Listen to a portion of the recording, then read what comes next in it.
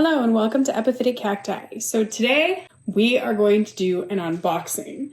And so the reason why this is kind of exciting is because it is literally winter time here in Minnesota. I have never really ordered plants like in the dead of winter. I think that I always get them close to spring or really just going from fall to winter. So this is the first time that I've ever done this. I have been wanting to do something for a while about this place. A while back when I was doing the Rhipsalis Burchellii video and I was doing research for that video, I ended up seeing pictures of this really beautiful plant. And I was like, how interesting. So I followed the pictures and I ended up at an online nursery called Andy's Orchids. And I was surprised because I found that over time they had sold other epiphytic cacti. And I think what was really surprising to me, and what is still really surprising to me, is that it is one of the only nurseries that I have ever seen that has labeled their epiphytic cacti 100% correct. So props on that, but also wow. A lot of the things that they've had, they're unusual. They tend to be a little bit more rare, a little bit harder to find. The first time that I've ordered, and I'd featured these before, these are Schlumbergera russelliana. And so they're growing in sphagnum moss, but I kind of covered before. You can see all those roots. There's a little bit of a trick about the sphagnum moss here is putting these in something so that it doesn't dry out quite as quickly, because I don't have a greenhouse, but I do go spray them fairly often so that they stay hydrated. And even then I see them get a little bit dehydrated. But they are doing really well. This is the best I've ever grown anything in sphagnum moss, really. But they're absolutely beautiful. You can see this one under the grow lights. It's getting a little bit of a reddish tint, a little bit of those betulins kind of coming out on the clay. It's so beautiful. So I was really surprised actually when I ordered those, and they were quite large for russelliana, which is really not that easy to find. So that was really surprising to me. We have quite the order today. Andy's Orchids does have, I think, a live guarantee. I actually paid for these to come to me legit overnight so that they would survive. Even though it's not even really that cold here right now. Just kind of weird like that. I just think it's really unfair to the plants to be shipped around in the wintertime, I guess. So not all of these are epiphytic cacti. Some of them I ordered for the terrarium, but some of the things that I ordered are also really interesting. And we can open the box.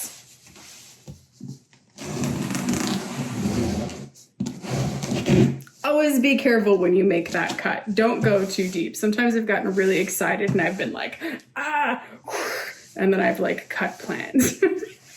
So I'm positive I'm not the only person who's done that. Oh. I struck up a friendship, I think, on Facebook with someone over Andy's Orchids, and they were so sweet. They sent me a message, and they were like, hey, Andy's Orchids just listed a bunch of epiphytic cacti, and I was like, really? So that's how I even knew. Even though I do check their website from time to time, because I have seen new different things come up. The nursery is in, not sure if I'm going to say this right, but Encita, California. And they don't actually have a nursery that you can legitimately go shopping at.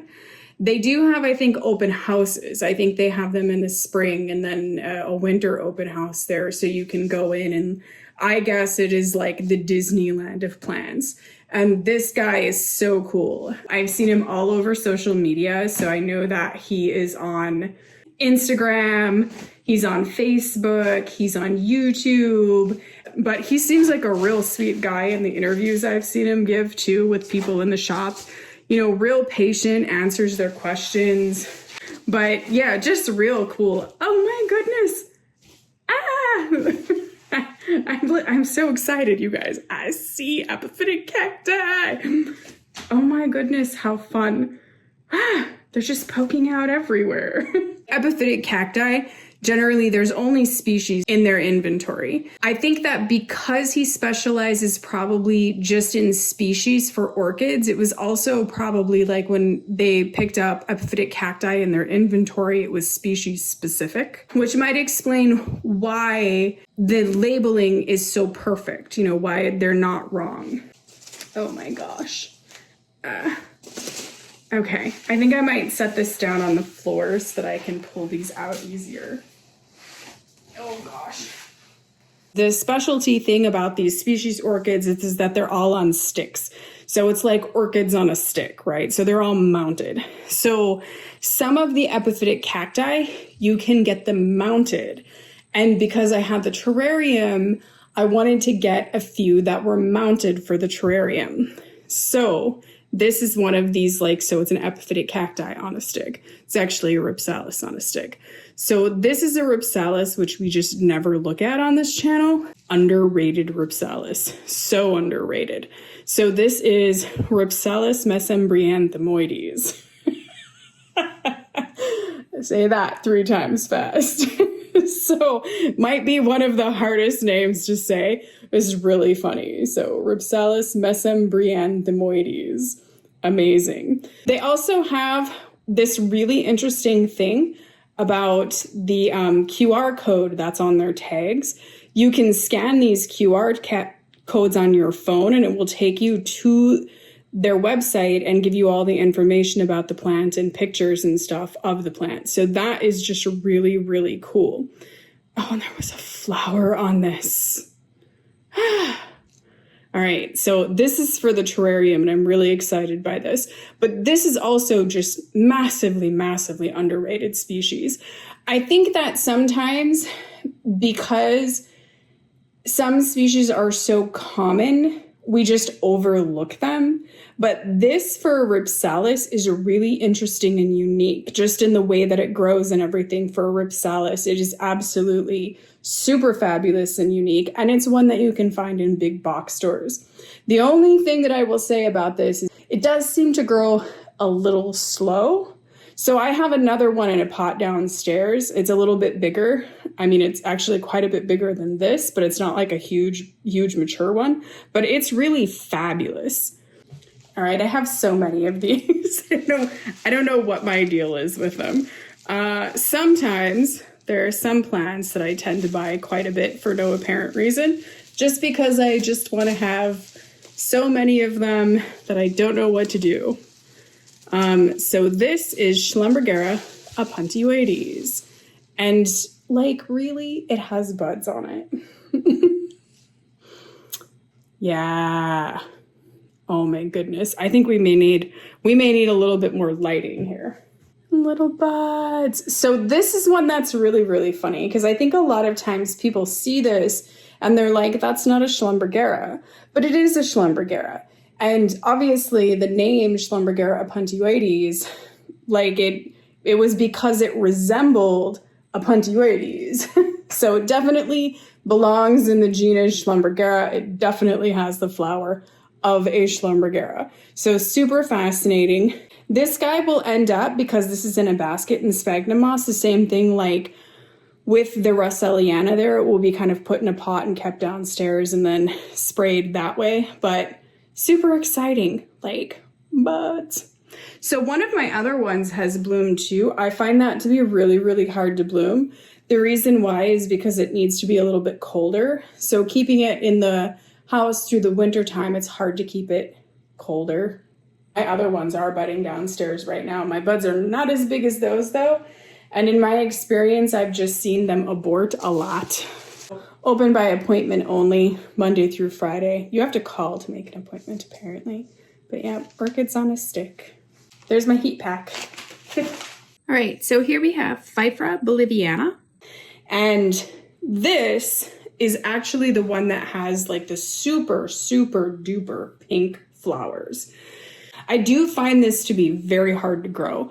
I know that some people have zero issues with this plant. I am still trying to figure out exactly how to grow this plant.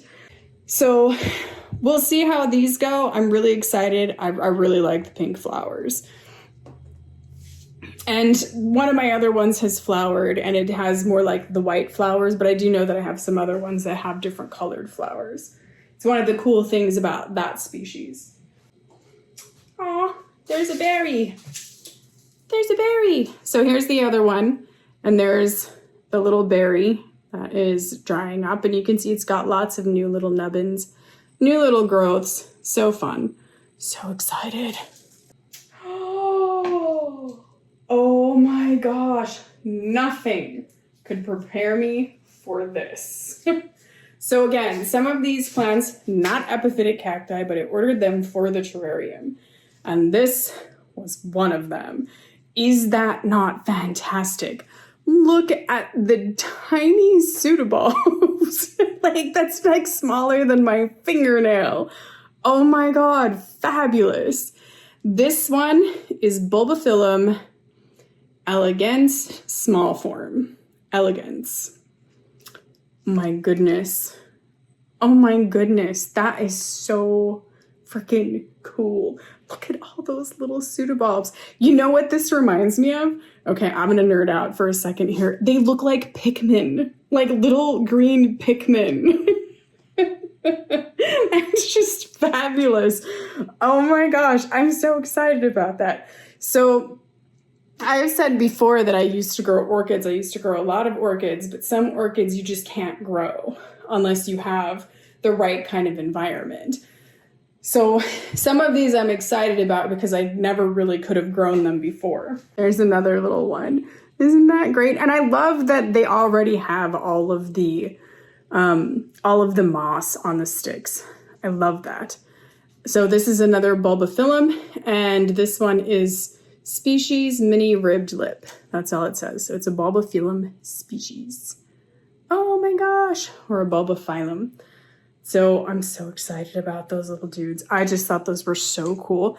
But you know what? Nothing could have prepared me for how miniature they actually are. Oh my gosh, that's exciting. Oh wow. So I ordered 3 of these. So this right here may have been like the best kept secret. Just look at how beautiful that is. Just the best kept secret ever. This is actually Disocactus aurantiacus, guys.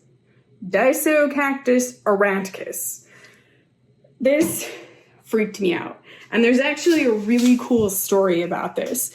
So when I was on their site shopping, I was always just searching for Rhipsalis, and a bunch of related things were coming up. So I just thought that was the extent of their stock. But when I decided to go through their stuff and look for like mini plants, like miniatures for the terrarium, I somehow stumbled on the fact that they had one Disocactus in their inventory, and it is the species Disocactus aurantiacus. So pretty hard to find, really very hard to find in the United States anyway. So if you were looking for Disocactus aurantiacus, Andy's Orchids actually has this. I will say that I bought 3 of them, so I don't know how many they have left. So I bought 3 of them just because I had a friend that I thought might want one. Here we have Schlumbergera lutea, subspecies Bradei. Fabulous. Again, for the terrarium, there's already one in there, but I like this so much that I just bought another one. And you can see that this one is actually labeled. The way that it's labeled, I guess that's why these were coming up when I was typing in Rhipsalis. At one time, these were classified as Rhipsalis, and at another time, they were classified as Hatiora. And they did at one time go by the name Hatiora Epiphytic subspecies Bradei. But obviously this is now Schlumbergera lutea subspecies Bradei. So their labeling is perfect. They're just using an old synonym here. That happens quite often. It's kind of hard to keep up on taxonomic changes sometimes. So we've never talked about this before. There is a group out there that is called Caryophyllus.org. And what it is a group of experts, taxonomists, botanists, researchers that have basically banded together and are working to provide a correct sort of taxonomic backbone or checklist specifically for the family Caryophyllales, which Cactaceae fall under. All of your genera like Rhipsalis, Pfeiffera, Lepismium, Disocactus, Schlumbergera, all of them will be in this checklist with whatever all of the current research that has been collected today points to as their correct taxonomic names. And you will see all of their old synonyms published underneath their recognized name.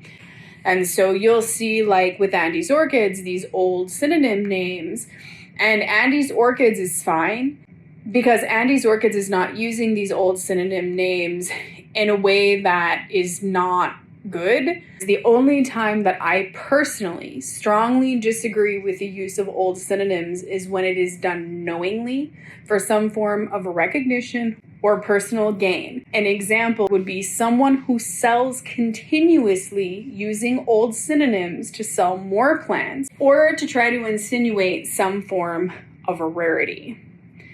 A vast majority of the time, Rhipsalis and related species are reduced under a single species for completely valid reasons. I have done research and gone back and looked at some of these old synonyms and looked at publications where they were first published in, where there have been pictures. And every time I have done this, I have come to the conclusion that it was a valid reduction. There was nothing special or unique about that species that warranted any other name other than what it was reduced to. That doesn't mean that there aren't plants out there where that exists, but I also think that that is for experts. And I may be a collector, but I'm not a botanist. I'm not a taxonomist. I am none of those things. And most collectors are not any of those things. I leave that to the experts to figure out. I really strongly feel like if you're going to try to use these old synonyms that have been reduced, the least that a person could do is use the currently accepted taxonomic name with the older synonym in parentheses behind it. And if you really feel like there is something different or unique about this specific plant that was underneath this old synonym, maybe call that out. But I have to be really honest about this. A lot of times, these plants that you obtain under these old synonym names are not even labeled correctly. It's not even the correct plant for what it was reduced under. It's not the correct plant at all. It's actually something totally different. And that's just because Rhipsalis, there's not a ton of information out there about them. So a lot of times the information that someone might pick up might actually be botanical sketches that they don't understand are from 120 years ago when they're researching or Googling. There are also like places like Q. They may keep a database of names, or they may be using a database of names that are generally widely accepted. The thing about those is that it takes years and years and years to get those names changed. I've read all of the background supporting documentation that they have for those databases. They tell you it takes years. It is someone who is truly an expert that has to make the case to get a name published or changed. I will put a link in the description for the species checklist. And in that species checklist, like I said, you can find all of the most currently recognized names as well as all of the old synonyms. So when you're shopping around or when you stumble across someone talking about a Rhipsalis you've never heard before, you can just go look in the checklist and see like, oh, is that an old synonym? Really, really funny because someone left a comment on one of my YouTube videos. And sometimes what happens, guys, is if you comment on my videos and then you delete your comment, I still get your comment in my email. I read the comment and I went to go to reply to it and then the comment wasn't there and I was like, bummer. I really wish the person had left the comment there, because if they had left the comment there, it would have been helpful to other people. Even if it seemed like a silly question to them, or even if they realized that like right afterwards they were wrong. That's, comments are still kind of useful for other people. So the comment was asking if they are epiphytic, how come we don't see them mounted on like bark and stuff or more often? And we do see them sometimes. It's just that they're not often sold this way, just because I think they grow so readily as houseplants, and that's where the market is. But obviously, you do see them sometimes. I've seen them on occasion sold on Etsy and sold on eBay, mounted as well. I have to get all the fuzz off. See, because they're like all wrapped in like the fuzz. So I have to get all the fuzz off. So this is a fern. This is a fern, Microgramma, tecta variety nana is what the label says. It is from Ecuador. And so you can see how that is mounted. It's like mounted on a little bundle of like sticks or something instead of like an actual. So there must be a reason why it must not like to get as wet or something. Super interesting. That's really interesting. It's kind of fuzzy. It's not what you think of when you think of a fern, is it? I thought that was really interesting because I was like, fern, really? Beautiful. Again, for the terrarium. So I don't quite know what I'm going to do with this guy. I don't know if he's going to go in a cabinet. I don't know if I can somehow get him into the terrarium and hang him in there. I mean, I guess I could get him into the terrarium and hang him in there. But I have always wanted one of these for as long as I can remember. I've always thought they were so beautiful, but I never had any possible way to grow them. And I think that when I saw this, I was finally like, yeah, we're gonna give this a try. You know, I can easily put it in a cabinet. So this is Platycerium bifurcatum, which is more commonly people recognize as a staghorn fern. So I just thought, I just have always wanted one. I think that they're so cool. Like I've said before, like I am a huge fan of epiphytic plants. So I don't just grow epiphytic cacti, I mainly grow epiphytic cacti, but I love epiphytic plants and I've always loved epiphytic plants. But like this is just something that like, how are you going to grow this without, I know that some people, you know, they put them on their walls and stuff, but I've always just been more afraid to kill it because I've always lived in climates that are like really cold. And so you have to run the heaters and stuff, and that's just not conducive to growing these guys. But my terrarium would be conducive to growing this, and even just the cabinets would be conducive to growing this. So I just was like, we're going to do it. I've always wanted one. Rhipsalis ewaldiana. Isn't that fabulous? It's actually quite a large ewaldiana. It might even be larger than some of the ones that I've had for like 2 years. I love the moss, you guys. See the little flowers? Little ewaldiana flowers, so pretty. I just always, I don't know what my deal is. I think that every time I find one where it just seems interesting, I have to buy it. Like, it's my responsibility to buy these. All right, it's really just an addiction. It's just a problem that I have. But like, oh, isn't that great? That's fabulous. Wow, here's the second Disocactus aurantiacus. Disocactus aurantiacus is a freaking gorgeous species, you guys. Oh, the tip is broken. That's okay. It's just a gorgeous, gorgeous species, you guys. These get so long. I have heard that it's kind of hard to grow. So we'll see how it goes. I do have another one, maybe, downstairs. One that I bought here, it didn't really seem to have like the most, I don't know how reputable the source was. So it looks like it kind of might be Disocactus aurantiacus. I'm not sure, but it's just really quite young. So I did not expect that. This is a really common terrarium plant. So isn't that beautiful? Oh, beautiful. And this is Peperomia prostrata.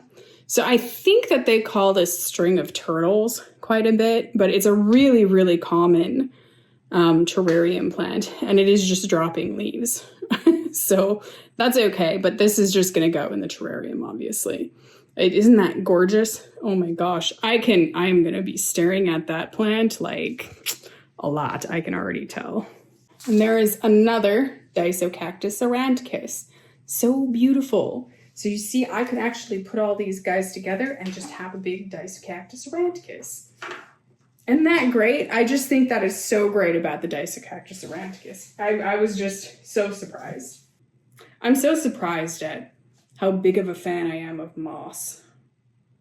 After doing the terrarium, I mean, I've always thought moss was wonderful, but after doing the terrarium, I think moss is really, really wonderful. So this is Bulbophyllum judune. I have no idea how to say that. Well, it might help if we held it in a way that we can read it. So another little tiny Bulbophyllum. This one's a little bit bigger than the other ones. Just a real cutie.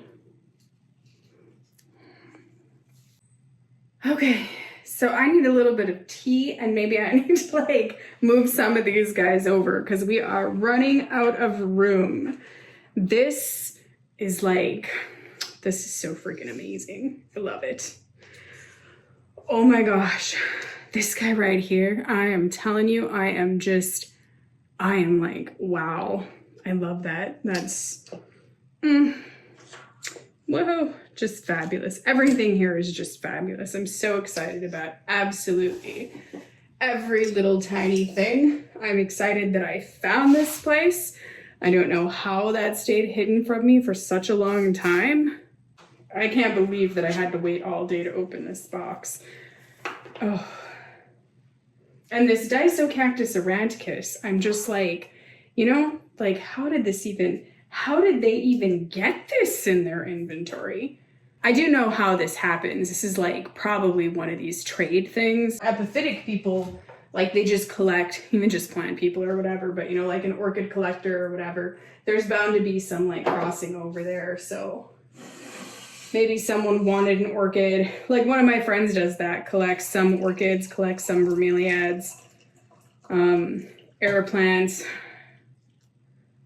some of your aeroids, that kind of stuff. And so sometimes they end up like trading for epiphytic cacti. So I imagine that's how he got some of those. Because I'm like, how do you get Disocactus aurantiacus? It's got a beautiful, beautiful orange flower, guys. Here we have Rhipsalis Cereuscula. And I actually think that I thought that this was mounted because I think I was getting it for the terrarium. So this might be something that I might actually mount and put in the terrarium anyway. So he was supposed to be for the terrarium. But yeah, he is adorable. Like Rhipsalis Cereuscula is another one that I think is pretty underrated. Again, just because we see it so much in like your big box stores, like for sale in your little succulent pots or whatever. So I've never really labeled correctly, but it actually has really attractive flowers. It has some of my favorite flowers on Rhipsalis. They're so pretty. And like the one that I have, the flowers will tint pink. Look at that. Rhipsalis Clavata. And this would be more the form Clavata. So it's Rhipsalis Clavata, form Clavata. You can see how chubby these are. I absolutely love Clavata. I do. I mean, look at how chubby. So pretty. Absolutely. But I feel like form Clavata actually grows quite a bit slower than your form Delegatula, which seems like it's really, really fast. But I love the appearance of form Clavata because it's just so clumpy. Like that's just begging for like one of those head planters, right? That is so pretty. Oh my gosh. Because these two actually look quite a bit alike, which is actually also really telling and really interesting. But I thought that they had the most beautiful Rhipsalis Burchellii or Burchellii that I have ever seen the picture on their website. So I ordered some of them. And already, I mean, that is just so beautiful. Oh my gosh, that's beautiful. Like, just wow. I love Burchellii. It really is. Rhipsalis Burchellii or Burchellii is hard to explain to people. I think Because like you can read the botanical descriptions, and the botanical descriptions will say, you know, it has the thinnest of all of the branches. It has very thin branches. But the problem with it is that if you have nothing to compare it to, you have no idea how to discern that. But truly, of all of the types like this, it really has very, very thin branches.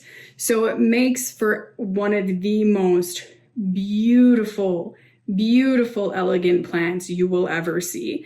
Like I keep mine hanging in my bedroom, just right in eyesight of my bed. And honestly, I get so distracted oogling it all the time. It's just incredible. So beautiful. And we have two of them down here. So here's the other one. Both of these are equally beautiful. Isn't that just fabulous? Oh my gosh. Look at, and there's those little the little reddish new growths. And you can see these guys are the big long basal shoots that it gets. Just so gorgeous. Now this is really funny because I had ordered that plant that came from here, and it was the Rhipsalis species tiny terminal flower, and it said that it had red berries. And this was like one of these things which ended up being this huge mystery because it looked, the one that I got was reminiscent looking of Rhipsalis clavata, sort of. But it had those basal shoots and it seemed really, really strange. So I decided to snag a couple more because I thought it was so interesting and I wanted to be a little bit more sure that it was what I thought it was. And I need to do a little bit more research. So I think that it has to be one of two species at this point. So here, that is definitely not Rhipsalis clavata. Look at that. Like, that is like, what? Look at all of these long, beautiful, I mean, that thing is beautiful. Oh my gosh. Like, what? But here is the cool part. So this will probably flower a lot sooner than I think we think, but the other one that I picked up has berries on it. They don't look like they're ripe berries. They're kind of like a greeny color right now.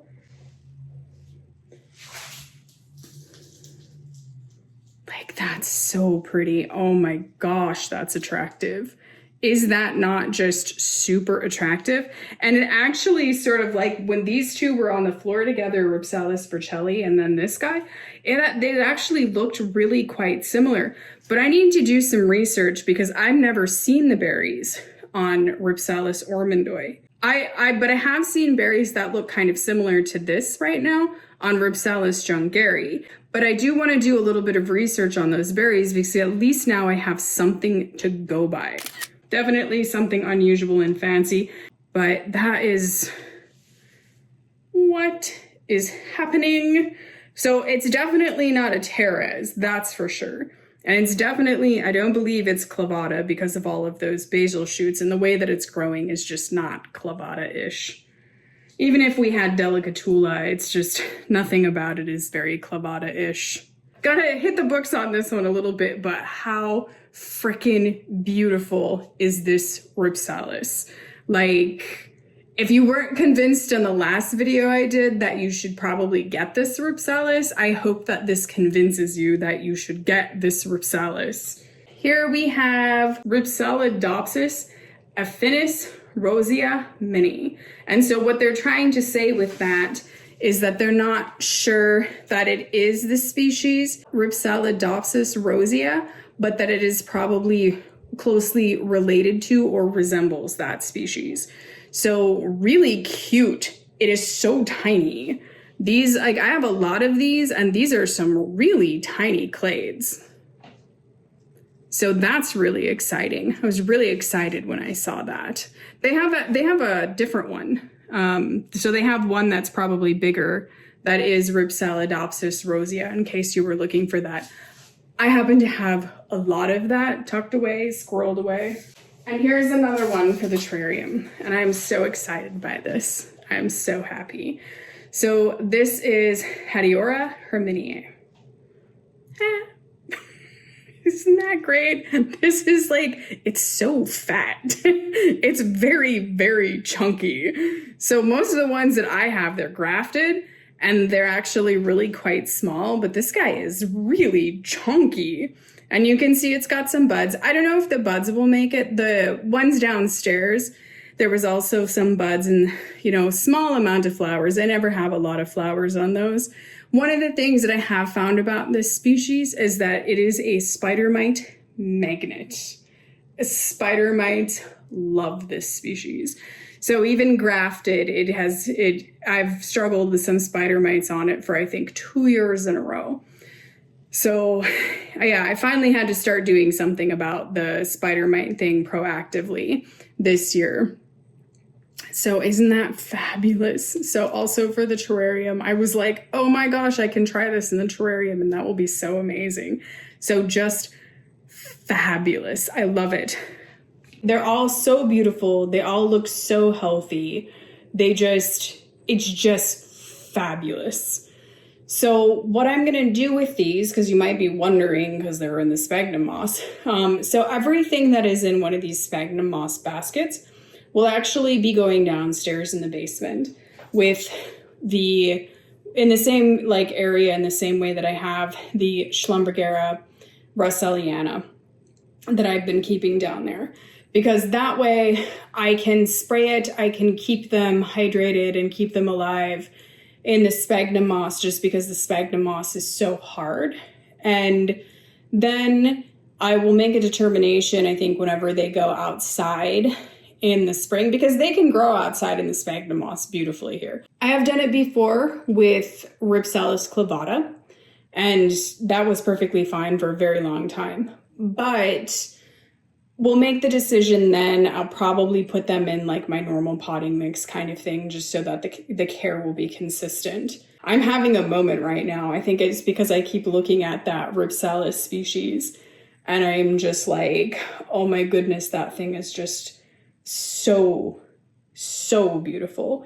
I mean, the Disocactus aurantiacus, everything is so beautiful. It's so healthy. I'm so excited.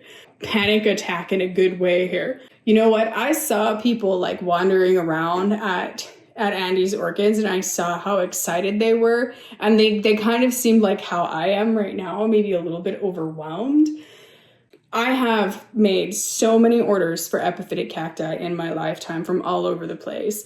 And I think we've experienced that on the channel. We've seen me import them from other countries. I get them from all over the place. And hands down, I have never placed an order for any epiphytic cacti. And as a matter of fact, any plant order in my whole entire lifetime that has been this beautiful. So please check out Andy's Orchids. Please buy that mysterious Rhipsalis. And as always, thank you for watching and happy cacti growing.